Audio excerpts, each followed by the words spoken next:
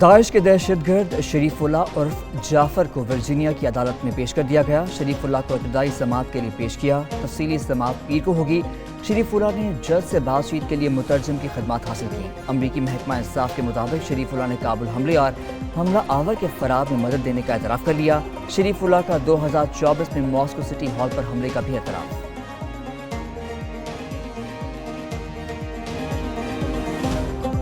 Tonight I am pleased to announce that we have just apprehended the top terrorist responsible for that atrocity, and he is right now on his way here to face the swift sword of American justice. I want to thank especially the government of Pakistan for helping arrest this monster.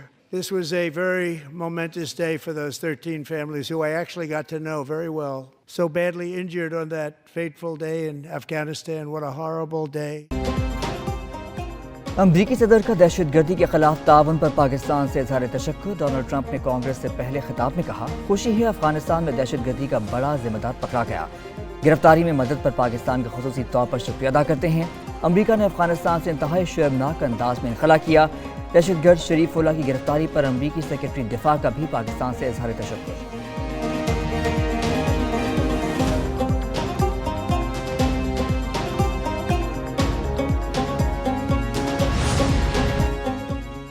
وزیراعظم شہباز شریف کا امریکی صدر Donald Trump کے بیان کا خیر مقدم۔ کہا کہ امریکی صدر نے انسداد دہشت گردی کے لیے پاکستان کے کردار اور حمایت کو تسلیم کیا۔ پاکستان نے ہمیشہ انسداد دہشت گردی میں اہم کردار ادا کیا۔ دہشت گردی کے خلاف پاکستان کے 80,000 سے زائد بہادر فوجیوں اور شہریوں نے جانیں قربان کی۔ علاقائی امن اور استحکام کے لیے امریکہ کے ساتھ قریبی شراکت داری جاری رکھیں گے۔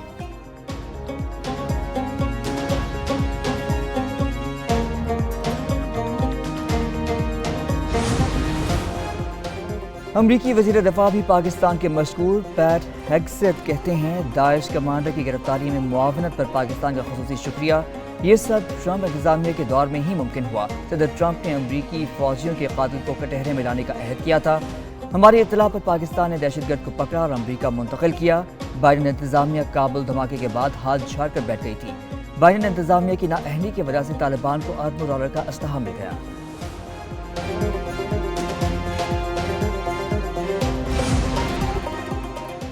داعش کمانڈر کے بارے میں پاکستانی انٹیلیجنس سربراہ سے معلومات شیئر کی۔ ڈائریکٹر CIA کی تصدیق جان ریڈکلف کہتے ہیں، پاکستان کو باور کرا دیا تھا کہ ٹرمپ اور امریکہ سے اچھے تعلقات کے لیے معاملے کو اولین ترجیح دینا ہوگی۔ ہماری معلومات شیئر کرنے پر پاکستان نے جعفر کو جلد گرفتار کر دیا۔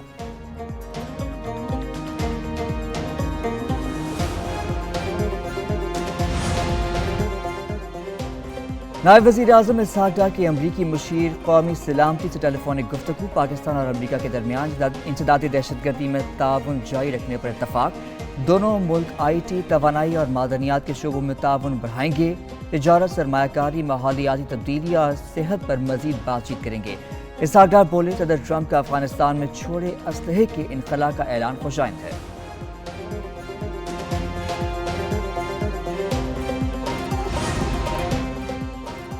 دہشت گردوں کے افغان سرغنہ شریف اللہ کی گرفتاری پاکستان اور امریکہ میں انٹیلیجنس اور انسداد دہشت گردی کے لیے تعاون کی علامت۔ محمد شریف اللہ عرف جعفر 2021 میں کابل ایئرپورٹ حملے کا ماسٹر مائنڈ تھا۔ پاکستان نے افغان دہشت گرد شریف اللہ کو بلوچستان میں افغان بارڈر کے ملحقہ علاقے سے گرفتار کیا۔ داعش سرغنہ شریف اللہ غیر ملکی انٹیلیجنس ایجنسیوں کا ہائی ویلیو ٹارگٹ تھا۔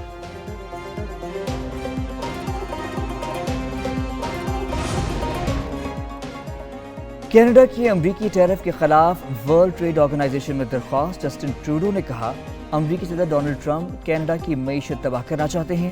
ورلڈ ٹریڈ آرگنائزیشن ناجائز ٹیرف کے خاتمے کے لیے کارروائی کرے۔ ٹرمپ چاہتے ہیں کینیڈا گھٹنے ٹیک کر امریکہ سے الحاق کر لے۔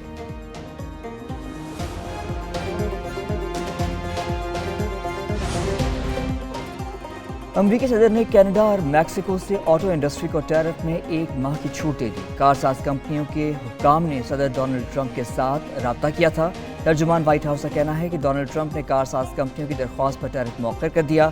امریکی صدر نے کارساز کمپنیوں کو امریکہ میں مینوفیکچرنگ پلانٹ لگانے کا کہا ہے۔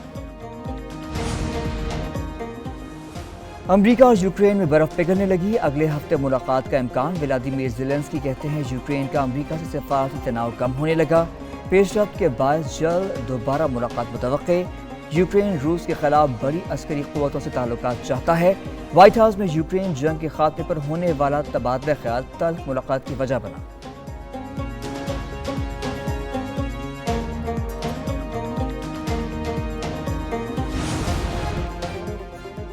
روس فرانس اور یورپ کے لیے خطرہ بن چکا۔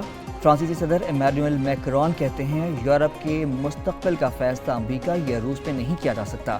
اگلے ہفتے پیرس میں یورپی آرمی چیف سے ملاقات کروں گا۔ جوہری ہتھیاروں کے استعمال کا حتمی فیصلہ فرانسیسی صدر کے ہاتھ میں رہے گا۔ روس نے یوکرین کو عالمی تنازع میں تبدیل کر دیا۔ امریکہ ہمارے ساتھ کھڑا نہیں ہوتا تو یورپ کو تیار رہنے کی ضرورت ہے۔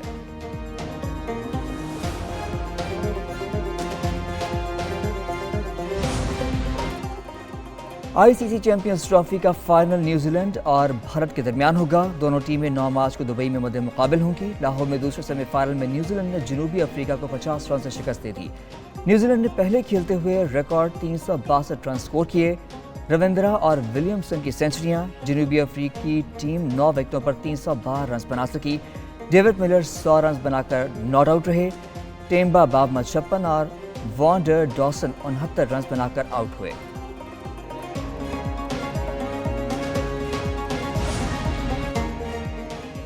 قذافی اسٹیڈیم لاہور میں چیمپئنز ٹرافی کا دوسرا سیمی فائنل۔ بھارتی کرکٹ بورڈ کے نائب صدر راجیو شکلا نے میچ دیکھا۔ جنوبی افریقہ، نیوزی لینڈ، بنگلہ دیش اور زمبابوے بورڈز کے سربراہ کی بھی آمد۔ چیئرمین پی سی بی نے مہمانوں کا خیر مقدم کیا۔ غیر ملکی بورڈز کے سربراہوں نے چیمپئنز ٹرافی کے لیے بہترین انتظامات کو سراہا۔ راجیو شکلا نے محسن نقوی کو کتاب کا تحفہ بھی پیش کیا۔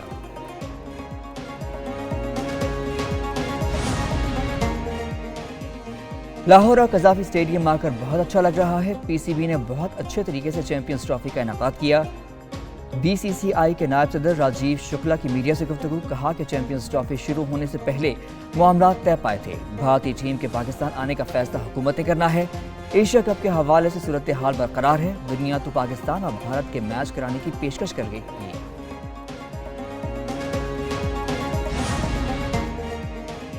پاکستان اور بنگلہ دیش کے بورڈز کے درمیان وائٹ بال سیریز کرانے پر بات ہوئی۔ چیئرمین پی سی بی کا شکریہ جنہوں نے مدعو کیا۔ صدر بنگلہ دیش کرکٹ بورڈ فاروق احمد کی محسن نقوی کے ساتھ میڈیا سے گفتگو۔ Chairman P C B Mohsin Naqvi نے کہا بنگلہ دیش کے ساتھ باہمی سیریز پر بات چیت کر رہے ہیں، جلد اس حوالے سے پیش رفت ہوگی۔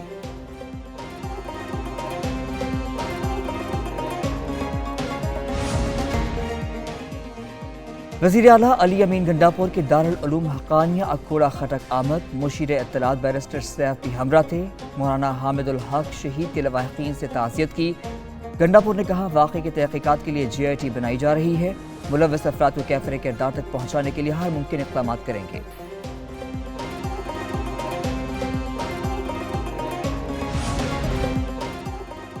وفاقی بیوروکریسی کے 36 افسروں کی گریڈ 22 میں ترقی۔ ایڈمنسٹریٹو سروس کے 19، پولیس کے 8، فارن سروس کے 9 افسر شامل۔ نائب وزیر اعظم کی زیر صدارت ہائی پاورڈ سلیکشن بورڈ اجلاس میں سفارش۔ وزیر اسلام آباد ہائی کورٹ نے ایف بی آر کے افسروں کی ترقی پر حکم امتناع جاری کر دیا۔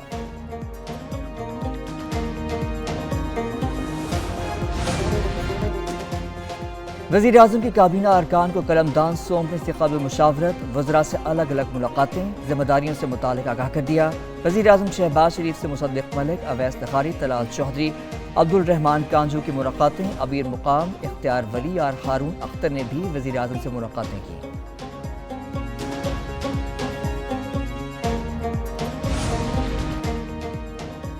اسپیشل اکنامک زونز میں غیر ملکی سرمایہ کاری کی راہ ہموار۔ وزیر اعظم سے انٹرنیشنل فری زونز اتھارٹی اور الیریا گروپ کے وفد کی ملاقات۔ یو اے ای کی انٹرنیشنل فری زونز اتھارٹی اور سرمایہ کاری بورڈ میں ایم او یو کا تبادلہ۔ وزیر اعظم نے کہا پاکستان میں کئی شعبوں میں سرمایہ کاری کے مواقع ہیں۔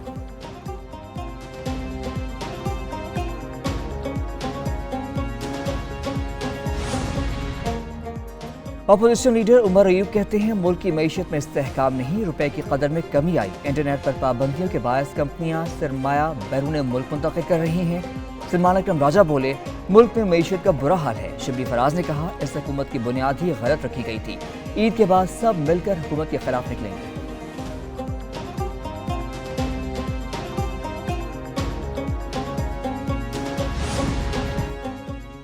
صرف پاکستانی باہر بیٹھ کر ملک کے خلاف باتیں کرتے ہیں۔ وفاقی وزیر احسن اقبال کا راولپنڈی چیمبر میں خطاب، کہا پاکستانی امریکہ میں کانگریس مینوں سے مل کر مہم چلاتے ہیں۔ آرمی چیف کے خلاف برطانیہ میں احتجاج سے کس کو خوش کیا جا رہا ہے؟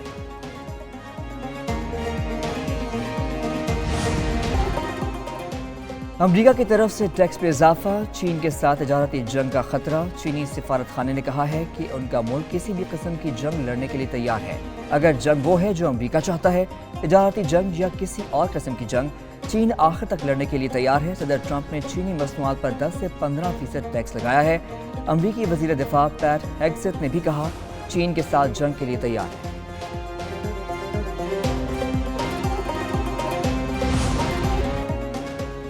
بھارتی اداکارہ 14 کلو گرام سونا اسمگل کرتی پکڑی گئی۔ کرناٹک کی فلم اداکارہ رانیا راؤ کو دبئی سے سونا اسمگل کرنے کے الزام میں بنگلور کے ہوائی اڈے سے گرفتار کیا گیا۔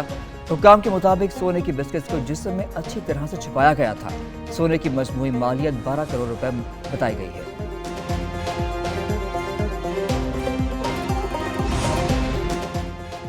اور یوٹیوبر رجب بٹ کو اداکار فہد مصطفیٰ پر تنقید مہنگی پڑ گئی۔ اداکار شمون عباسی فہد مصطفیٰ کے دفاع میں بول پڑے۔